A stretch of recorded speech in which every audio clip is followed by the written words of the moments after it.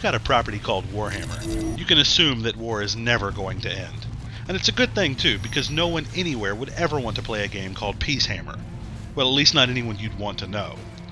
Relics just released the latest sequel in its popular Dawn of War series, Dawn of War 2 Chaos Rising. It extends Relic's unconventional approach to RTS design, and not surprisingly will be a sure hit with fans of the previous game. And for those of you who didn't like the original game, what's wrong with you?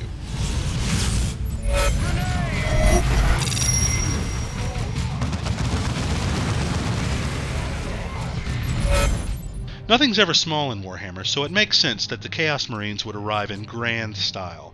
The sequel deals with the sudden appearance of a brand new planet, the creeping corruption of all that's good and pure, and naturally, a terrifying fight against some of the grossest and deadliest demons we've seen in a long, long while.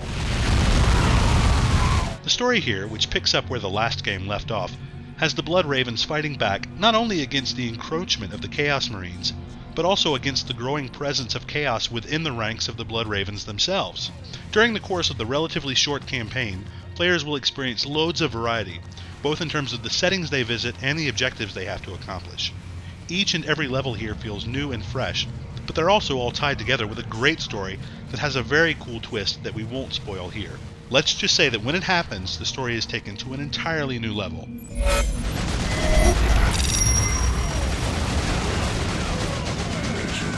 Ready. Chaos Rising doesn't do much to change the core gameplay of the series. Dawn of War plays more like a tactical RPG than a traditional RTS, so you'll be more concerned with managing the individual abilities of your small group of heroes than with building bases and pumping out rocket trucks and Tesla gliders. The abilities are loads of fun, and the interface makes it easy to stay on top of what's going on.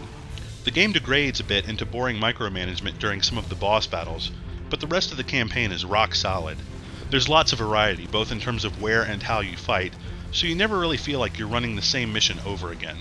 The corruption system plays out nicely, but there's too much emphasis on the math and not enough on seeing how corruption influences your squad.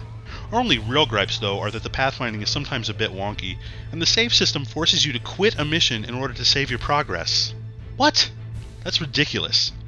Adding Chaos units to the multiplayer mode finally makes Dawn of War 2 feel like a complete Warhammer 40k experience. The other factions have also received a bit of an upgrade in order to compensate for the presence of the Chaos Marines.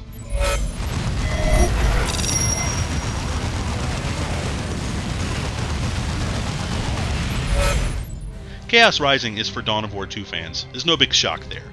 The things that you liked about the original game are all present here, and it's just as likely that the things you hated about it haven't yet been addressed. Fortunately, we love the game, so more of the same is alright with us.